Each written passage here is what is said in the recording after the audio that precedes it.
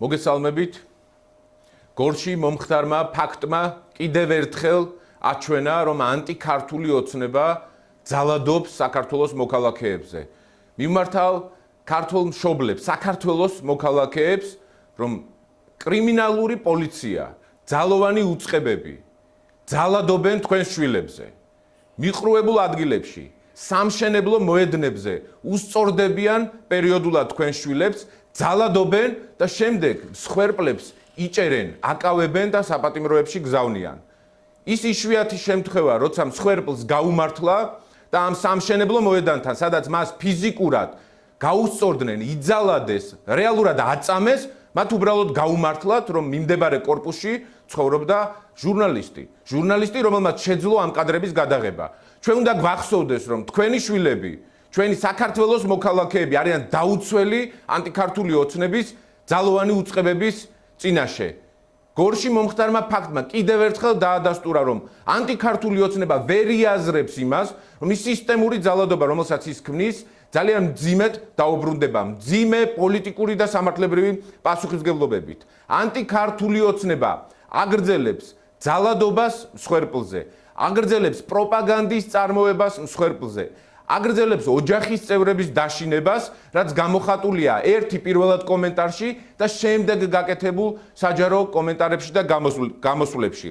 ჩვენ ვხედავთ მსხვერპლის დისკრიმინაციის მცდელობას, პარალელურად წაყენებულ ბრალს, როცა ადამიანს აწამებენ სამშენებლო მოედანზე 10-ზე მეტი პოლიციელი, მაგრამ პარალელურად უყენებენ ბრალს ისევ და ისევ მსხვერპლს. რაც სრულიად გაუგებარი სამართლებრივი ნონსენსია. ეს არ არის სამართლებრივი სახელმწიფო, ეს არის ტირანია, სადაც ავტოკრატი და ავტორიტარი ძალადობს საკუთარ მოქალაქეებზე. დღეს მთავარი კითხვა არის, ვინ მფარველობს დამნაშავეებს? რატომ ცდილობს ხელისუფლება პასუხისმგებლობის გადატანას რამდენიმე ძალოვანზე, მაშინ როცა 10-ზე მეტი პოლიციელი ძალადობდა ორ მოქალაქეზე? რატომ არ ისმის კითხვა მათი ინდივიდუალური პასუხისმგებლობის შესახებ, ვინც უყურებდა დანაშაულს და არაფერი მოიმოქმედა იმისთვის, რომ ეს დანაშაული აღეკვეთა? რატომ არ განიხილება საქმის კვალიფიკაციის შეცვლა უფრო მძიმე მუხლებით, მათ შორის ჯგუფური ძალადობისა და წამების მუხლებით? ასევე ყველას უნდა გვახსოვდეს, რომ დანაშაული ჩაიდინება როგორც მოქმედებით, ასევე უმოქმედობით. იქ მყოფმა ძალოვანი უწყების თანამშრომლებმა, რომლებიც უყურებდნენ წამებას საქართველოს მოქალაქეებისა და არაფერი გააკეთეს ამ დანაშაულის აღსაკვეთად, ისინი არიან პასუხისმგებლები დანაშაულზე, უმოქმედობით ჩადენილ დანაშაულზე.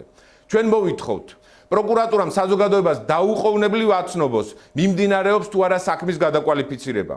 ყველა პოლიციელის ქმედებას მიეცეს ინდივიდუალური სამართლებრივი შეფასება. დადგეს როგორც უშუალო დამნაშავეების, შემსრულებლების, ისევე მათი ხელმძღვანელი პირების პასუხისმგებლობა. რათა ცხადია, რომ ეს არ არის ინდივიდუალური გადაცდომა. ეს არის სისტემური პოლიტიკა, რასაც ივანიშვილი და ანტიქართული ოცნება აწარმოებს საქართველოს მოქალაქეების წინააღმდეგ. შეწყდეს მსხვერპლის წინააღმდეგ წარმოებული ბინძური პროპაგანდისტური კამპანია. შეწყდეს ძალადობა და ზეწოლა ოჯახის წევრებზე, რომელთა შეცვლილი კომენტარების და განცხადებებით ცხადად ადასტურებს ამ ზეწოლას ანტიქართული ოცნების მხრიდან. ირაკლი კობახიძე და მისი სანქცირებული შინაგან საქმეთა მინისტრი ვერ გაექცევიან პოლიტიკურ პასუხისმგებლობას. უნდა ითქვას ასევე, უმძიმესი განცხადება იყო დეპუტატ წულუკიანის მხრიდან, რომელმაც ღიად განაცხადა და ყველამ ზუსტად ასე გავიგეთ, რასაც გულისხმობდა ქალბატონი წულუკიანი. ეს იყო, რომ ჩაიდინეთ დანაშაული ისე, რომ ვერავინ ამის შესახებ ვერაფერი ვერ გაიგოს. დევნეთ, აწამეთ საქართველოს მოქალაქეები ისე, რომ ამის შესახებ ვერავინ ვერ გაიგოს. წულუკიანი არ წუხს რეალურად იმ წამებაზე, რაც კადრებში ნახა საქართველოს მოქალაქეებმა, არამედ წუხს იმის შესახებ, რომ თურმე ვინმე სალაპარაკო მიეცა ამის გამო.